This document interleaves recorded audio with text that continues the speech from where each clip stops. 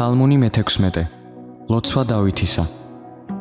ისმინე უფალო სიმართლე, ყური მოაპყარ ჩემს ღაღადს, გაიგონე ჩემი ლოცვა უბიწო ბაგეებიდან, შენგან გამოვა ჩემი სამართალი, შენი თვალები განჭვრეტენ სწორად, შენ გასინჯე ჩემი გული, მოინახულე ღამით, გამომცადე, ვერაფერს იპოვი, არ განუდგება ჩემი პირი განზრახვას ჩემსას.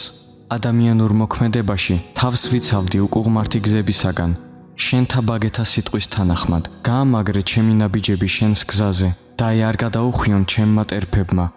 მე მოგიხმობ, რადგან მომისმენ ღმერთო, ყური მომაპყარ, მოისმინე ჩემი სიტყვები. გვიჩვენე შენი გასაოცარი წყალობა, რომლითაც იხსნი შენს მოიმედეთ, შენი მარჯვენით მათს მოშუღართაგან.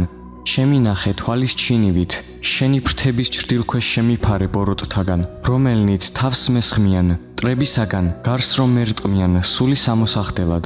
ისინი ქონში ჩაიკეტნენ, მათი ბაგეები ამპარტავნობით ლაპარაკობენ, ყოველ ნაბიჯზე აწ გარს გვერტყმიან, გვითვალთვალებენ, რათა ძირს დაგვრცენ. ისინი წააგვანან ლომს, მსხვერპლი რომ სწურია და ლომის ბოკვერს საფარში მჯდომარეს. აღდექ უფალო, წინ გადაუდექი, დააჩოქე, გადაარჩინე ჩემი სული ბოროტისაგან შენი מחვილით. იმ კაცებისაგან შენი ხელით უფალო, ამ ქვეყნიური კაცებისაგან, რომელთაც წილი სიცოცხლეში აქვთ, რომელთა მუცლებს ავსებ შენი საგანძურებიდან, რათა გაძღნენ მათი შვილები და ნარჩენი თავიანთ ბავშვებს დაუტოვონ. მე სიმართლით ვიხილავ შენს სახეს, გავძღები გამოღვიძებისას შენი სახების მზერით.